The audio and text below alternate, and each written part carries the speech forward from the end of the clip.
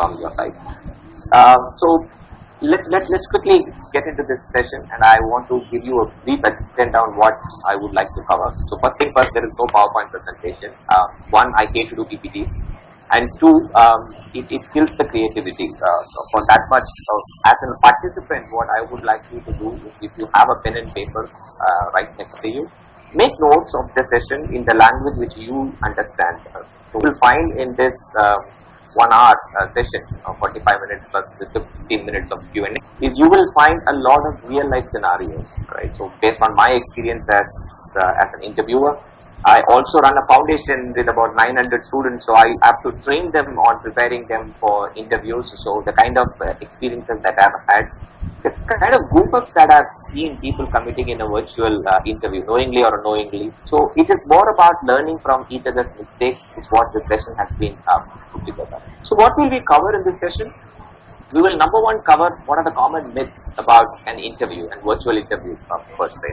What do you do before the interview? A lot of our focus is on the actual interview process, but to me 60% of that should happen before the interview. So the preparation for the interview, what do you do before the interview, is becoming very, very critical. What do you do during the interview and post-interview? And of course, we will present some interesting the anecdotes of some of the common groups that I've seen from the interview candidates, and sometimes from the interviewer as well.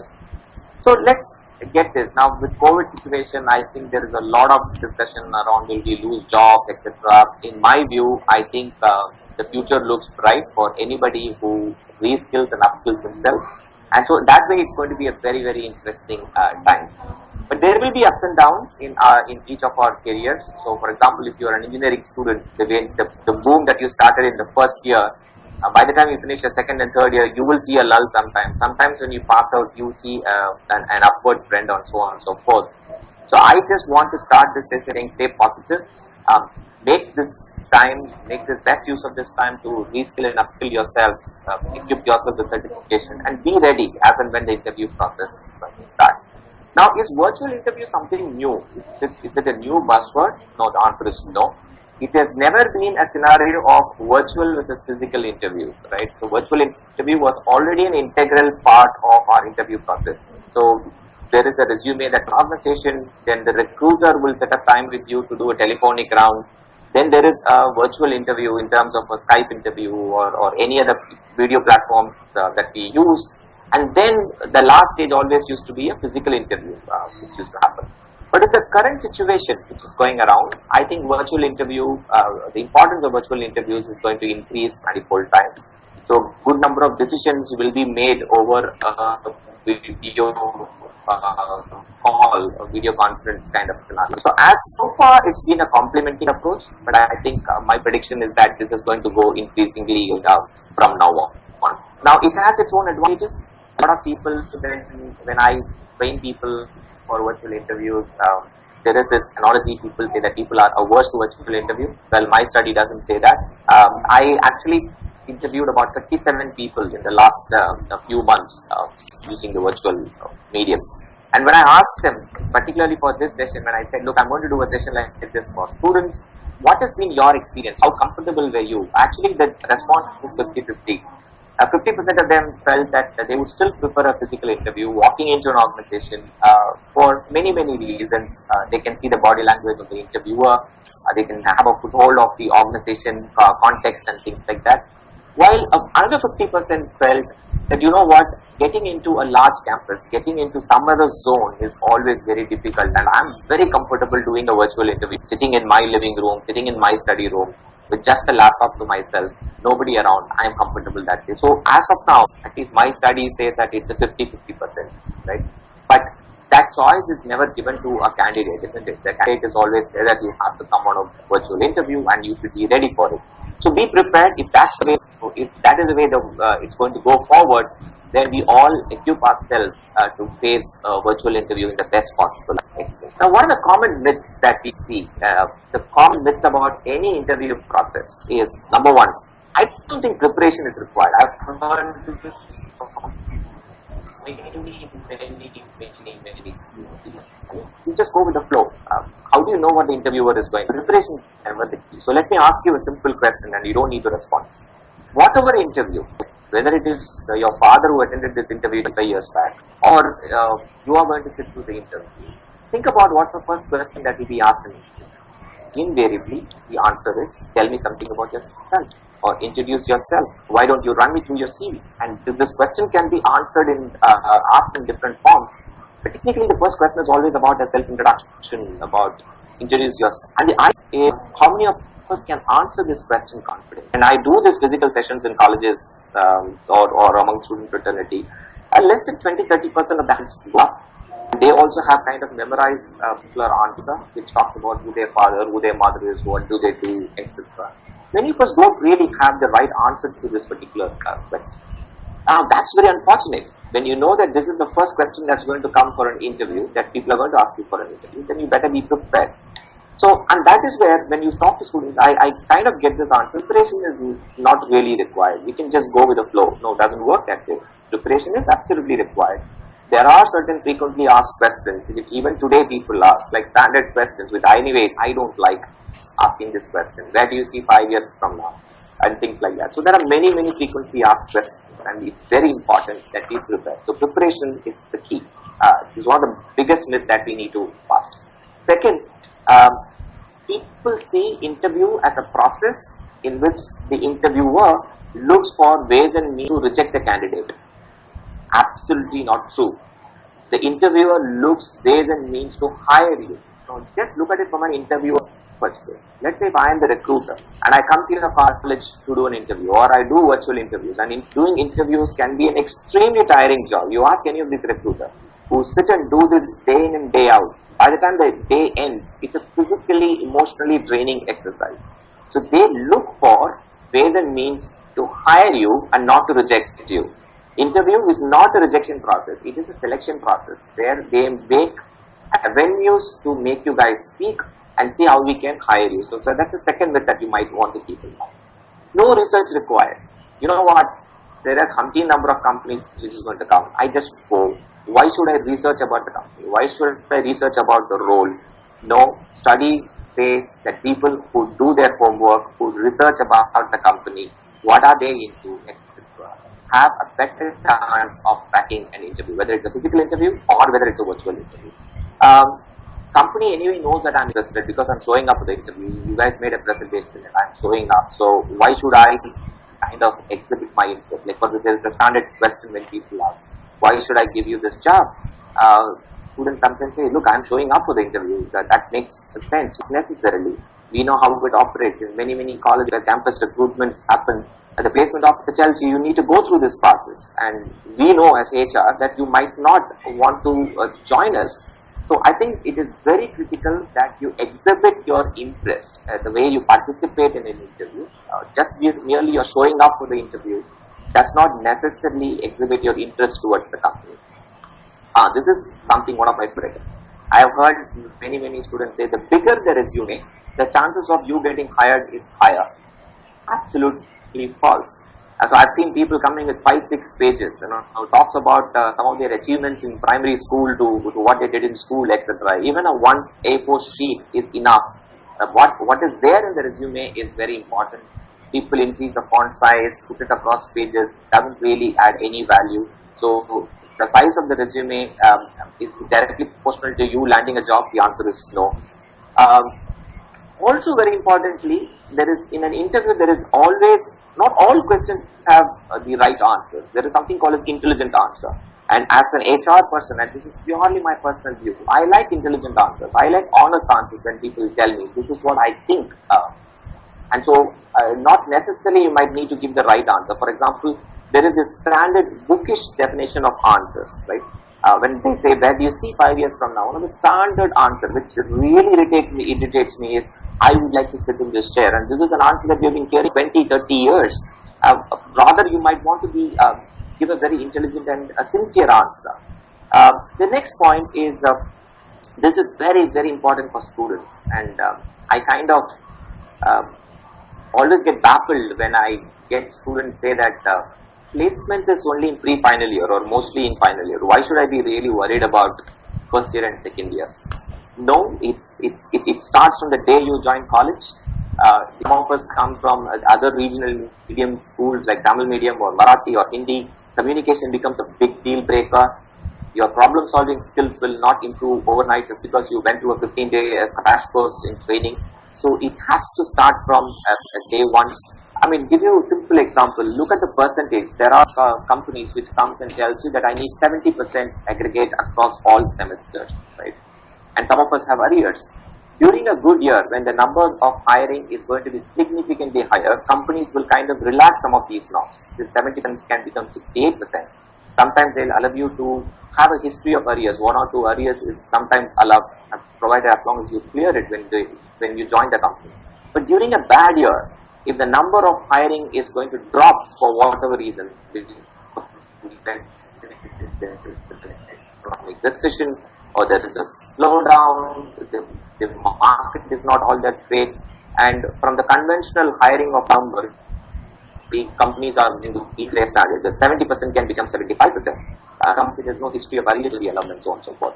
So you really cannot go back and erase the history if you had an arrear in your first year or second year. So it is very important as a student to maintain consistent academic record so that even during a bad year, you go beyond the eligibility criteria. And the last 2 points, myths that I want to bust is one, we always think high grades, high ranks and a good college, a good degree will land you in a good job. Absolutely false. I have seen many campuses where I've been going for campus interview a few years back, that the placement officer will come running and say, sir, the class topper you have not hired him. He's by far the smartest guy in the class, but you've not hired him. That's because he didn't open up in the interview. So please understand that merely having high grades, merely having high CGPAs is not really going to guarantee that you're going to land up in this job, right? And that if you look at your own badge, you will be able to see that there is something beyond which recruiters look for, and that is something you need to crack. And the last, you're a great speaker, you're a great orator. Will that land you in a job? Probably not, and I'll tell you why. Communication is a big deal breaker. It can take you to a particular level. But I think what really matters is candidates who have the goals, candidates who have the vision. Okay. So sometimes even an average communicator who has better role clarity, better goals in his head will be hired because he does not slutter, he does not go beats around the bush, rather than somebody who has the gift of the gap but has nothing here, will find it extremely difficult to crack the interview process. So here are some 7-8 myths that you might want to keep in mind before getting into the interview process. So let's get in to the most important stage of the interview process, which is like before the interview, what do you do? And especially in a virtual interview. Now, what's a big difference between a virtual interview and a physical interview? In a physical interview, now let's say if you have to walk into my office, except that you have to be on time, you really do not necessarily worry about anything else. Of course, the dress code and all this stuff matters. Because you're walking into my zone, okay? You're walking into my cabin, you're walking into my office. Okay? So that's technically, you don't need to worry about anything. Virtual interview, no matter how prepared you are, the biggest deal breaker could be technology. So I think it's very important for you to be extremely careful on technology and test as much as you can. Your internet speed, your laptop camera, does it really gives you good quality? Is there a call drop? Can you use your headphones instead of a speaker? And multiple such things. So let me tell you a fact. Now today we are doing this live. To do this live, we are just not going live. We have done dry runs. We did a dry run yesterday. We did a dry run today. I have changed the settings in 2 different rooms to ensure that where does have better connectivity. And just when I was about to start today, I found an auto guy going right outside with corona awareness video, audio, in blaring sound. So those are not things within my control. But it's very critical, my dear friends, that if you are attending a virtual interview, test technology. Be aware of what technology is all about. Is it on Google Skype? Is it on Skype? Is it on WebEx? Is it on Microsoft Teams? Is it on Duo? Is it on Zoom? Be familiar. Have a couple of mock rounds. It's very critical. Try this technology in different times, your internet speed at different times, and be sure that it works. Number one. Beyond that, if something happens, that is really not in your control. Because especially for tech jobs, There is a study which says that recruiters really like tech-savvy candidates, and if you are somebody who aces technology, I think that's an added advantage. So why do you want to miss that? Second, choose the location. Very critical. All of us, most of us in India, do not have the luxury of having something called as a home office, even for working professionals. Like if you are a student, choose the best place at your home to face this interview. Now, it should be a place which is well lit. More importantly, it should be neat and tidy. I would any day prefer a blank wall. If you do not have any other place, your laptop and a blank wall is perfectly fine. So right now I am sitting in my library at home, so you just have the bookshelf at the background. But otherwise, choose a place which is calm, neat and tidy. Blank walls is perfectly fine. Let's say you're taking a call from the hostel rooms. I mean, sometimes virtual interview happens in hostels, and if you're giving your pre-placement, your final campus interview through virtual interviews, please be extremely careful, because hostel rooms need not necessarily neatly maintained. You have your friends around and all this stuff. Just go to a place where there is a decent wall, or if it's a classroom, have a blank wall and take this interview. Placement of laptops, very critical. So in this COVID situation, this is my 12th webinar, and I'm still learning, and I need to accept that I still learn, because very important is how you place your laptop. Where does the camera looks? I mean, where is the camera and where do you look at? So they always say the best position is to maintain eye contact with the camera of your laptop, not look down or look up. So that's the position that you maintain, so that the other side, the person who is seeing the screen, also has a good visual of yourself. And zero distraction. Very, very critical to have a zero distraction. You don't want to have a TV which is blaring, your brother or sister playing some loud music. It's very important. You tell them that, look, I'm going to give an interview. I need some uninterrupted time. So please, can you switch off some of these things before I finish this interview? So I think choosing the location, you just don't walk in straight and do this interview. And here I want to share this incident. So there was this candidate who spoke about how organized and how he's a cleanliness freak as one of his strengths. And right behind the interview, I could see there was all clothes piled up. There was a bucket filled with clothes right behind, and that's a visual that I'm getting to see on the other side. So sometimes you need to be extremely careful about what is there in the background, who's coming in the background. So choose the location, very, very critical. 3, your login information. Now, in a physical interview, your body language, the way you carry yourself, the handshake, all this creates the first impression, the way you smile and all this stuff. In the virtual world, they always say your login ID is kind of creates the first impression. So what's the big deal about having a login ID? You know what, when we are in school and college, most of us have this crazy email IDs that we have, and most of us have more than 4 or 5 IDs, and we don't know which ID where we are giving it for. So I have seen people saying streetcat@whatever.com, crazy fighter, and some people have this habit of reversing their name, putting their name the reverse order @gmail.com. Now please consider the guy who's going to send you this email link to you. Now it's going to be the easiest task for him to type your email ID. So my sincere request is your virtual ID, your login ID is something which has to be very simple. Use your first name and last name. And that combination, if you can create an email ID, that will be very, very useful. Avoid characters like 0 and 1, which can be mistaken for O and L, or sometimes even avoid characters, special characters, too many special characters that can avoid confusion. So login information is these are things that we actually take it for granted, but from a recruiter perspective, if you ask them, chances of them missing your email ID with just one character, and you will not get the invite for the interview. So I've seen many cases getting missed out like that. So please have a professional login ID. Number 4, research organization. This is one thing which I find not too many people taking it very seriously, especially during a campus interview. Now, what is research about the company? About the organization? We are not going to ask you to do an extensive research. Now, let's say if you're applying for company ABC, a simple Google up about this company is enough. Okay, what is the latest news? Usually, what's the leadership looks like? Where are they based? What's the stock price for today? These are information. Even you just type, you get all this information. What their headcount looks like? What is their core domain? What do they work? Is it a product company? Is it a service company? Is it a consulting organization? What are they basically into? I think these are very critical information.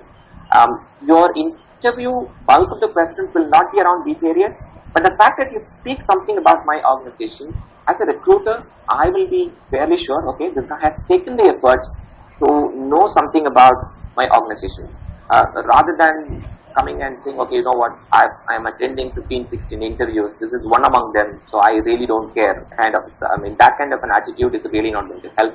So doing basic research about the organization, basic current affairs about the organization, if they are in the news for the positive reason, please do look up. If they have the new product that has been launched, if they have had an excellent quarter, if they had an excellent annual results which have just published, look up for this information. All this is available at the click of the button.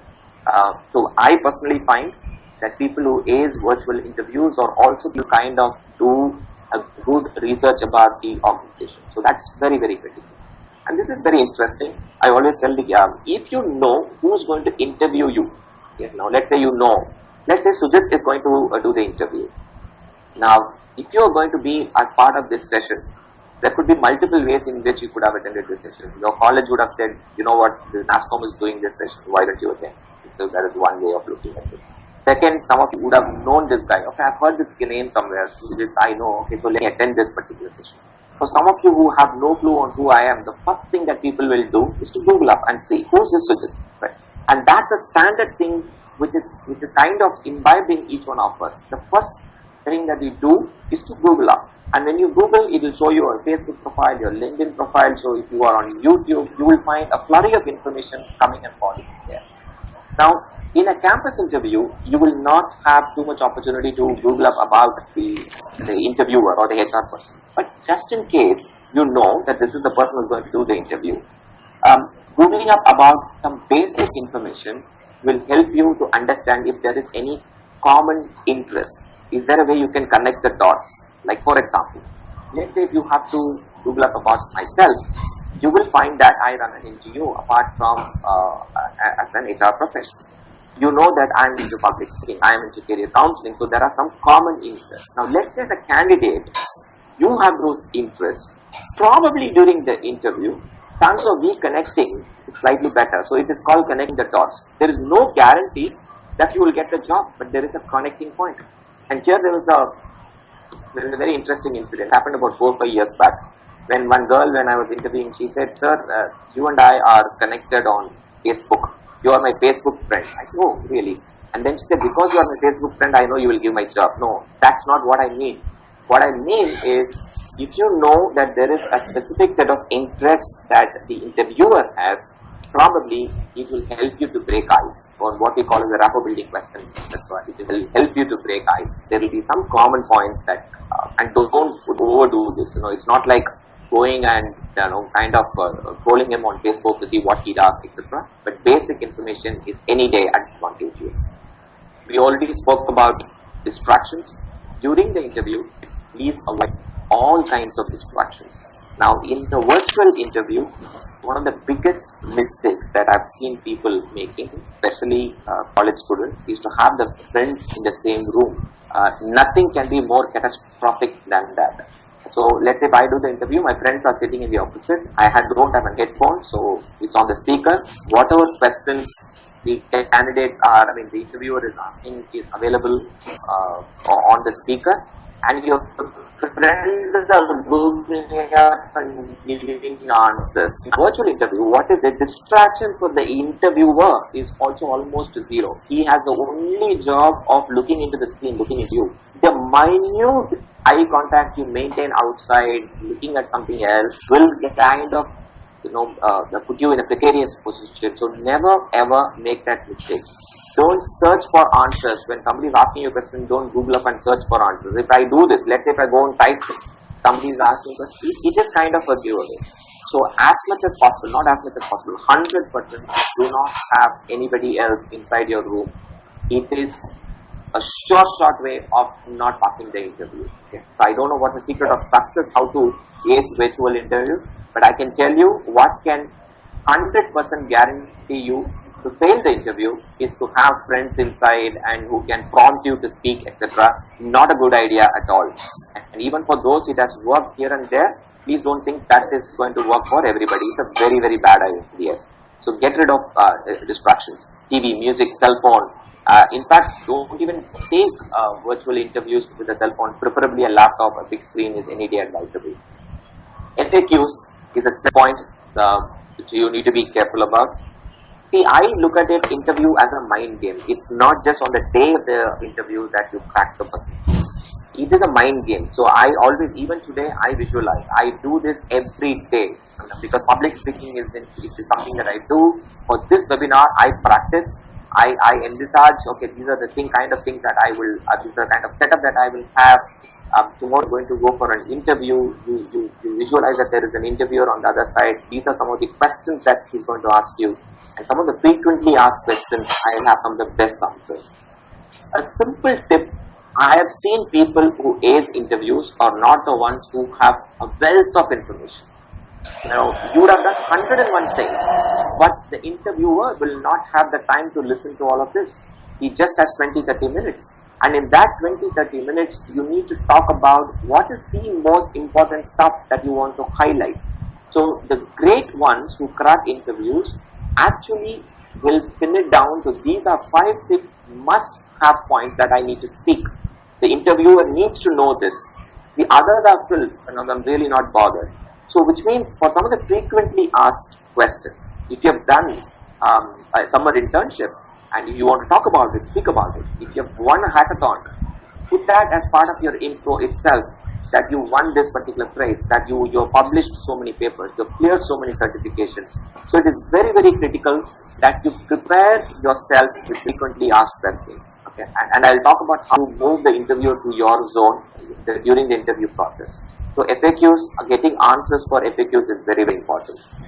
Please do follow the company on social media. We anyway follow so many celebrities on Twitter and Facebook and Insta and so on. For a campus hiring candidate, it is very critical that you actually follow the companies of your choice on social media. Companies do put a lot of information on social media on some of the latest stuff that's happening, some of the latest happenings with employees. It helps you to know the culture of the organization. For example, I still remember the time when Infosys relaxed the dress code. It was out on social media, and in one of the interviews, they asked, "What do you like about the Infosys?" One of the candidates said, "You recently revamped your dress code policy," and I thought it was cool for Gen Z. It's the great stuff. So it made me think that these guys are following us on social media. So you will have a wealth of information. So please do follow these companies on social media. Practice and don't memorize. Now, this is something that you need to get it right. Okay. Now, an interview is a social occasion. So please be genuine. You have to practice. Like, for example, a mock interview. Let's say if you are not too very good with English, speak slowly. Have a friend on the opposite side. Ask him or her to ask you this frequently asked question. But practice. Don't memorize. One of the biggest things that I've seen is people will memorize this question, tell me something about you. So it is like rhymes. It will go fast and then it will stop. So they get stuck. Now rather practice the script slowly, speak slowly. You don't need to be in a hurry. Good preparation is always the key. And I always say this, move the interview to your zone. See, please remember, interview is a social occasion.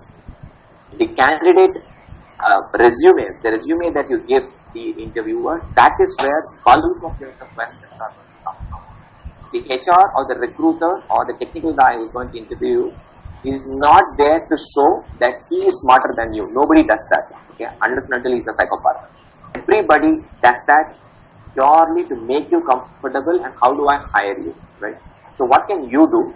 Is you need to be very clear about what do you want to talk about in the interview. For example, in the resume, if you say, this is my strength, data networking is my strength, C, C++, I know Python, this is my strength. You are moving the interviewer into your zone so that you ask more questions in an area of your strength. So in simple analogy, let's say cricket. We all watch cricket.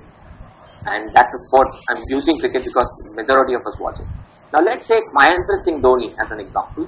Mahendra Singh Dhoni is not referred as the classic textbook cricketer. Okay, like not he's not like the Rahul Dravid or not like the Sachin Tendulkar who was the best cricketing shots and all this stuff. He goes by his raw instinct. He plays to its strengths.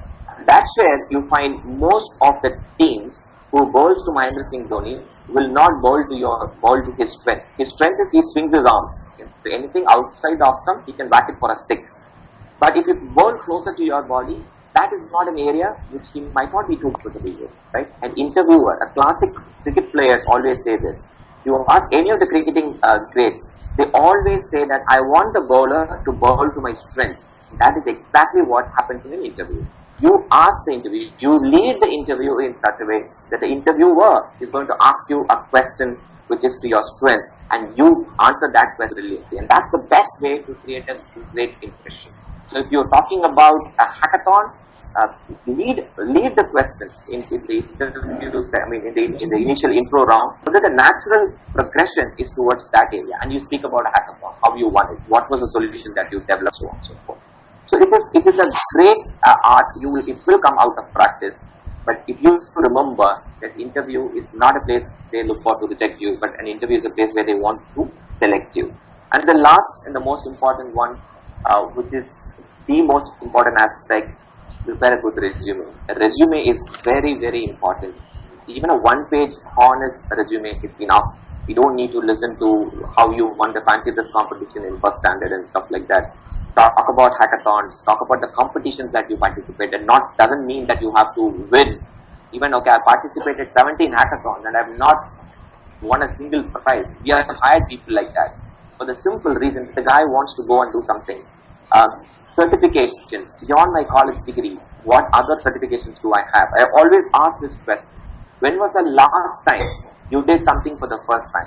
During this lockdown period, what are we doing? Are we binge watching Netflix and Amazon and so on and so forth? Or is there a certification that I can pick up? Now, at this stage in my career, I have already signed up for 3-4 courses which I want to do. And this ranges from learning the American recorder to origami to one of the professional HR certifications. So, as many certifications as possible. You are telling the interviewer that, look, I'm very, very serious about my career. So it's very important that your resume is honest. Don't fake stories.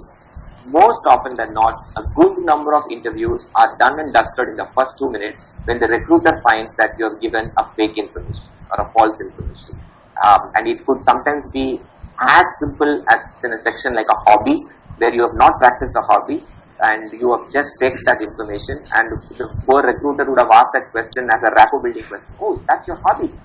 So what do you do? And then you have never practiced that hobby because you have copied it from somebody else's CV. And the first interaction itself is kind of a giveaway because it says that you are not a genuine person. So keep the CV as honest as possible, and that's the best way to create a winning impression. Alright, we move to the last stage, which is about during the interview. What do you do? As in a physical interview, it is very important in a virtual interview to be on time. It's very, very critical. If it's a 3 o'clock interview, you please be ready at 2:45. And because you never know how technology can go. Sometimes the recruiter can join late, but you never be late. That creates the first impression, number 1. Number 2, don't forget to smile in a virtual interview, because here we are obsessed about seeing ourselves in the screen, so we don't know how people, and this is not something that we are used to. Even webinars are not something that I am used to. I still keep learning that trick. But it's very important that you smile, you greet. The very basic courtesy, you thank the recruiter for the time that he or she is giving you for this interview process. That's number 2. 3, body language, a big deal breaker. In a physical interview, there is so much that is gauged by the body language of the person. That's an advantage in a physical interview. On both sides, you also get to know what the panel is thinking about when you give an answer. The way you walk, the handshake, everything is a giveaway. In a virtual interview, none of that is possible.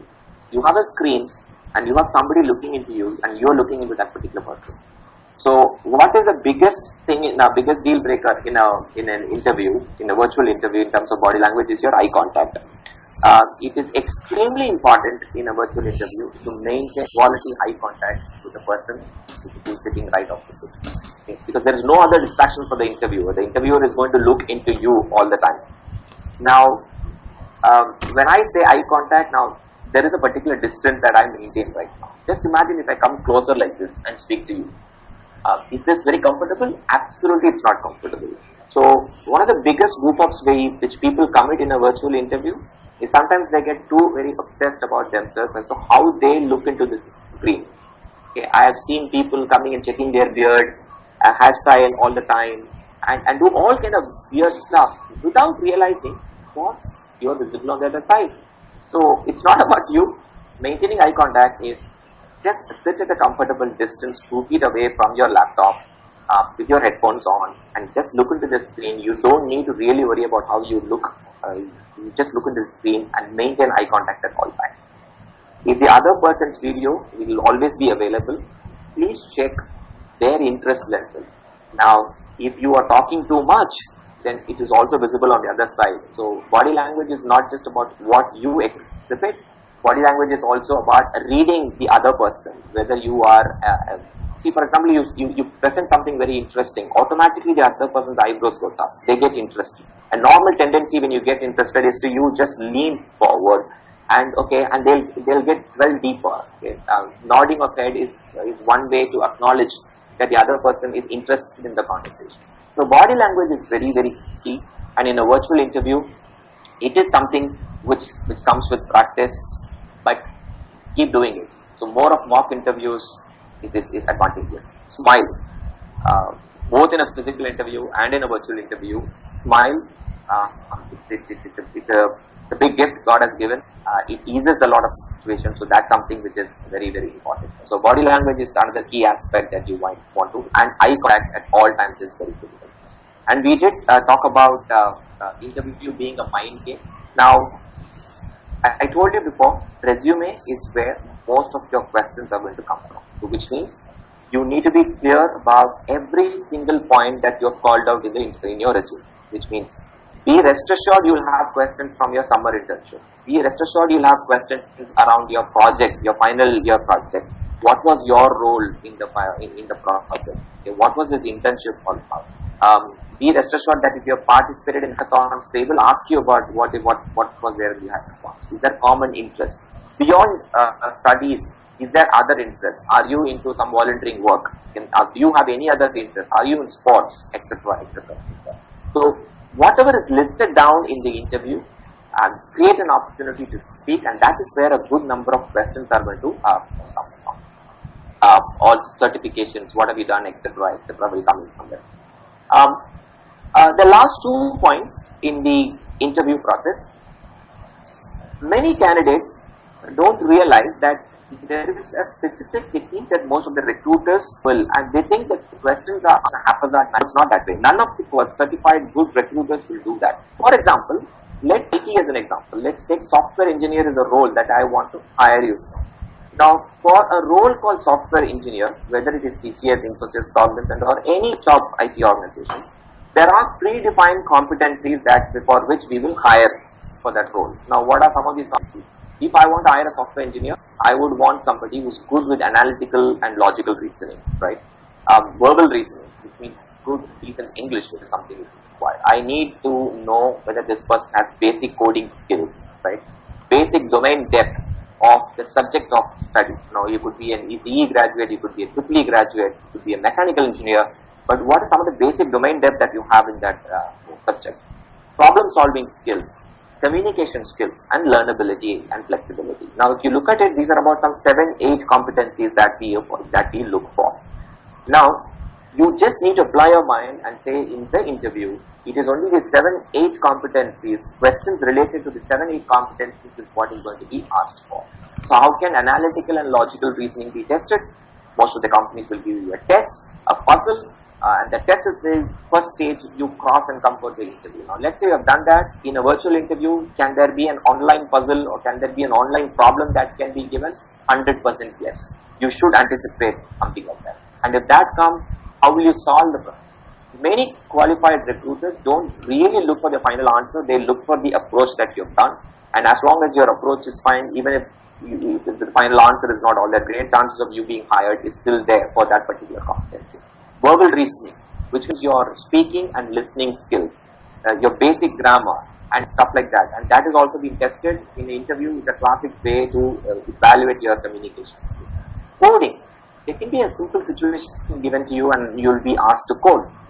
So how quickly can you turn around and write a code and give it back to the candidate, to the interviewer. Basic domain depth, and this is an area which we have kind of struggled.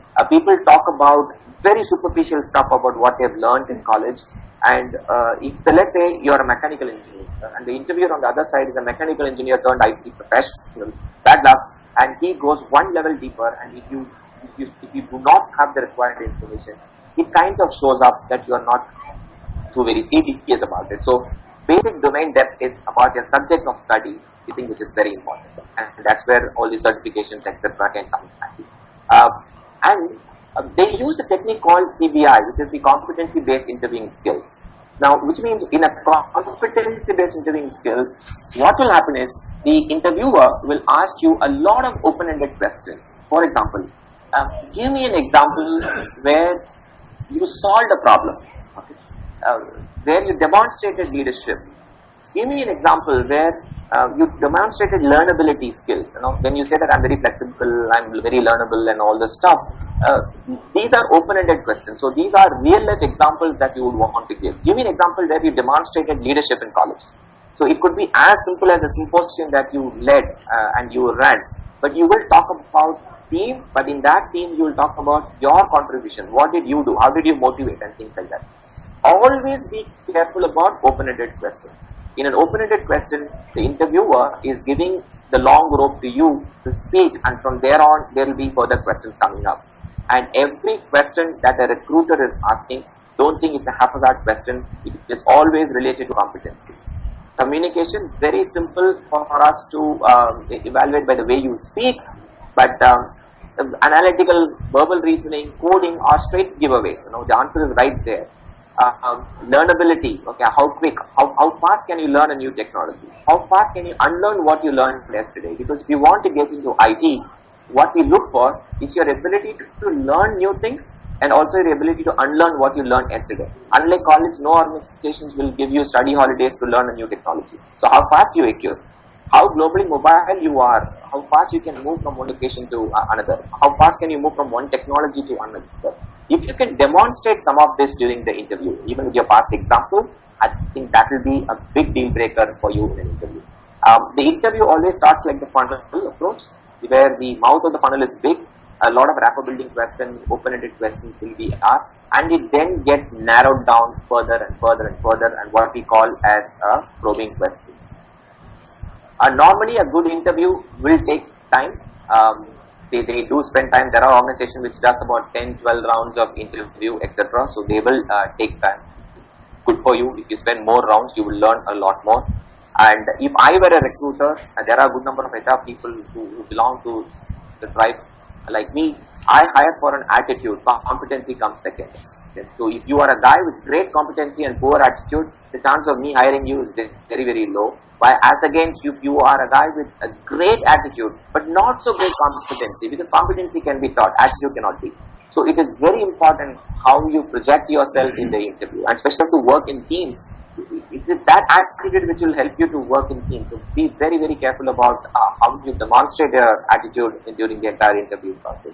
Last 2 points, my dear friends. Maintain a clean social media profile. This is my humble request. There is so much of hatred being spread, and there are groups which does that in Twitter and Insta and in Facebook. You please stay away. because there are companies which does social media profiling. Before they recruit, if I want to do a social media profiling of you, I don't want you to make any racist comment, any religious comment, any casteist comment, etc. So as long as you maintain a social media profile, a good, decent social media profile, I'm not saying all organizations does that, but why do you want to land up in a trouble? So please maintain a good social media profile. And the last point, and which is this, I want to end this with a story. All this is fine, but I think one of the biggest deal breaker in an interview is something called as a presence of mind. And these are things which you can never anticipate. An interviewer can ask you anything. But I just want to give you an example. I did mention to you guys about a foundation that I run. I run an NGO called Matram, where about 937 underprivileged kids are getting educated. And for me, the biggest lesson that I've learned is when you coach these kids to go and attend interviews. Now, who are these 937 kids? A good number of these are orphan children, children with single parent, about 750 are girls. Most of them have studied in government schools. Most of them have not had 3 square meals a day when they were in school, so on and so forth, coming from extreme troubled circumstances. So I just want to reflect on one particular girl whom we admitted into our foundation 5 years back. And I will still not forget, it was May 17th, and in Chennai, you know, May is the hottest month. It's about mercury will read at 42, 43 degrees Celsius. And she's coming to an interview along with her mother. No footwear. Okay, it was, they are wearing barefoot, and she was holding a bag, shopping bag with all clothes stuffed inside.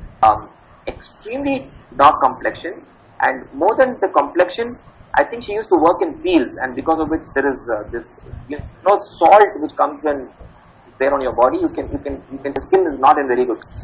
But had an engineering cutoff of something like 192 for out of 200. And she cannot speak a single word in English. So we admitted her into one of the engineering colleges in Chennai. And I remember speaking to my co-founders then, saying, look, this girl will finish her engineering because she's academically, she's sound, but her soft skills are so bad. I don't know how we are going to place her. So for the next 4 years, we started to work with her slowly. Communication improved, but not to the extent that she will go and crack the interview. So I used to do this virtual interviews with my students, and I did about 2 full days of training with this girl, and on the final day I called her home for a face-to-face interview. For 2 hours non-stop I spoke to her. I said, look, you are weak in English, so speak slowly, you speak about what your strengths are and so on. So but I was extremely worried about this girl. Now in the foundation, I forget that I'm not an HR person. Okay, for me it's like my children are going for this interview. So I can see that I was really tense. And this girl on the other side sat there for 2 hours, listened to me completely. And finally, when I asked her if you have any questions, she held my left hand and she said something in Tamil, which I'll translate you for English. She looked into my eyes and she calls me Anna. She says, Anna, looks like you're very tensed about me. Don't worry, tomorrow evening I will call you and I'll give you the good news that I've cracked the interview. And I didn't know how confident she was. So I asked her, how do you say that? You're so confident. She says, you were the one who taught us to focus on our strengths, what I'm good at. And today you are exactly saying the opposite. The interview that I'm going to give is for a global IT consulting organization. And they look for coding skills. Communication is important, but I will manage. But I want to tell you, Anna, there is nobody better than me in my college who can write better software codes. And that is which I'm going to crack this interview. I was extremely happy when she said that. The next day when she gave the interview, the HR person who did the interview was a friend of mine. I didn't know that he was going for the interview. He called me and he said, look, I found this girl and she said she knows you. She is a great find for my organization. And I said, why are you saying that? She said, of course she's technically strong. She wrote some brilliant codes. But the final question is one age-old question I asked her. And I asked her, why should I give you this job? And she gave me one of the most honest answers. And she said, you know what, I'll give you 2 answers, 2 things why I need this job. I live in a 10 by 10 room. 7 of us stay in this room, and I'm the first generation learner. Okay. Nobody else from my village has even gone to college. I'm the first person to even go to college. So that way, getting a job, I think my family will be uplifted from poverty. That's one reason, and that's an honest reason. But the second main reason is not that. I study in a foundation where there are 937 kids, and I have struggled all to come to this particular position. Tomorrow, if I have this job, you know what? my friends, if this girl can get this job, it will give them so much of hope for the other underprivileged children also to dream big. If I can crack it, who can crack it? So this honest answer actually tilted the decision in her favor, and the HR person said, look, she was brutally honest. She was brutally honest. Today she works for a global MNC and doing exceedingly well. So sometimes, my dear friends, in an interview, it's all about being honest, using your presence of mind, which is the most important key. So with which I thought I will close. Just that, please be aware of some of the common goof-ups. Don't look elsewhere in an interview. Have a clean background. Please don't play with your hair, beard, and stuff like. Don't be self-obsessed about your looks. Please avoid excess makeup, because on screen you can either look too bright, which is not a great idea. Having friends in the same room, we did speak about, it's not a good idea. I had a strange incident where I found a candidate was wearing only one part of the headphones. The other headphones was missing. Okay, so I asked him, where is the other headphones? And then it was apparently his friend was sitting right next to him with the other headphones. So not a great idea at all. And please ensure that when you're called, when the interview is over, thank the candidate, thank the interviewer and exit the call properly. Please remember, exit the call properly. I did an interview and the candidate actually had some nice words for me, and he didn't realize that I was still on the call. So sometimes it's not a great idea. So please exit the call carefully. And thank you. Thank the candidate, thank the interviewer for his or her time, and do follow up for these stages. So that's all I have. I think it was wonderful interacting with you, and I'll be happy to take questions. Thank you so much, Sujit, for that masterclass to crack virtual interviews. Meanwhile, we have received a lot of interesting questions, though I see that most of them you have already answered during the session itself, but I will pick you anyways. We got a lot of questions on body language. So one thing which is coming up is, so what does one do if the interviewer decides not to switch on their video? And the interview can see, only the candidate's video. So you behave as if the person can see you, right? But because you can't see, like right now I can see you can't see, how do I judge their reaction? Yeah. Very unfortunate. It can happen at times, but you then presume that the interviewer is watching you all the time. Okay. Very politely, you can ask to start with. If the interviewer has set the expectations very clearly, look, I cannot come on the video, unfortunately, for whatever reason, technical reason or whatever, and he is taking it over a call, you really don't push it forward saying, can you come on video? But otherwise, very politely, you can ask the interviewer, saying, I can't see you on video, and is there a way you can join? And if she has to respond to you saying, look, I can't join. So if that is the case, you assume that the other person is seeing you. You just look into the laptop camera screen and speak. Assume that the other person is on the side. Rarely can that happen, but if it happens, really the candidate doesn't really have a choice. You have to imagine that the other person is on the other side. Just like what I'm doing right now. I'm actually looking into the laptop and speaking to thousands of students who are listening to this webinar. I envisage that all of you are paying attention to me. So that's what it is. Thanks. Another question which I am getting a lot is how to build our confidence. Since we are, like you rightly say, within our comfort zones, but we are still quite nervous when we are going online because we have not practiced for it. So how to build our confidence? How do we make sure that we don't get nervous at the time of the interview, make some grammatical errors or something similar around that? Practice. If you have butterflies in your stomach, you belong to my breed. Okay. Now I keep account on the number of lectures. I have delivered 2,457 lectures, and this is 2,458. And till the session started, I had butterflies in my stomach. Very simple. I will not be very tense if I have to speak up on stage. It comes natural. You have practiced so well that you have a physical contact. I know I can speak to students, no matter how big the audience is. Virtual medium for the last 10-11 webinar, this is something new. The only way you can overcome fear, the only way you can overcome a low confidence is to practice. When you practice, you overcome that fear, right? Don't make this mistake. Now, for example, what you're seeing me from there is just a screen, but can you see this? These are all notes that I made for myself, and it was all here. So it's very critical that you practice and give it your best. Do mock sessions. I have done mock sessions. I have changed this angle so many times to ensure that, okay, this shirt that I'm wearing right now, my wife said you have to change the shirt color. The one you were wearing earlier was not okay. So it is very critical that when you are there, you give it your best. So best way to build confidence is to practice, seek feedback, ask for honest feedback, and ask people to say what is working fine, what is not working fine. And just by practicing, you will overcome this fear, right? And then you will master it. But in an interview, I will be lying if I tell you that people will not be tensed. Now remember, even if you are rejected in an interview, I keep telling this to my foundation kids.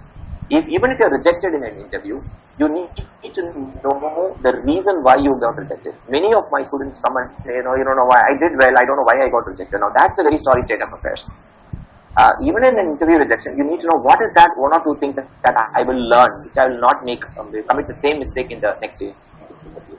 So it is only practice, practice, practice.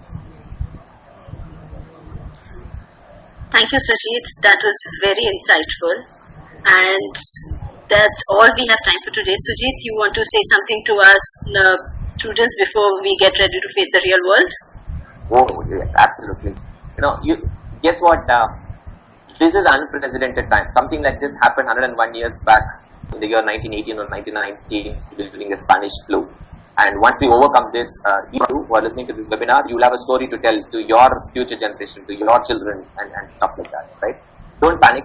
I think what is critical. I have never come across a student who has good grades, who's good with communication skills, who's an extrovert or introvert doesn't really matter. But somebody who has mastered any of these skills, struggling to find a job. Now use this time judiciously. My sincere request is have loads of fun at home, stay at home, you can do Netflix, Amazon Prime, do whatever. But every day, my request is as minimal as 30 minutes to 1 hour, spend time to reskill yourself. Even a small TED video will open up horizons. And make that as an habit. So reskill yourself, stay ahead of the curve and practice. And that is what is going to land you in a dream job and build a great career. And when you are building a career, my dear friends, always build your career based on your strengths, based on what you're good at, because that is what is going to give you the ultimate satisfaction. Never join a company because the kind of money that they're going to give you, because that will drain you out over a particular period of time. But select a career, choose a career where you can play to your strengths. And even if you're not making a lot of money in the beginning, the kind of satisfaction that you will get and the job that you do will help you gain immense satisfaction, both in terms of money, in terms of career progression, things like that, as days goes by. So just focus on your skills. Wishing you good luck.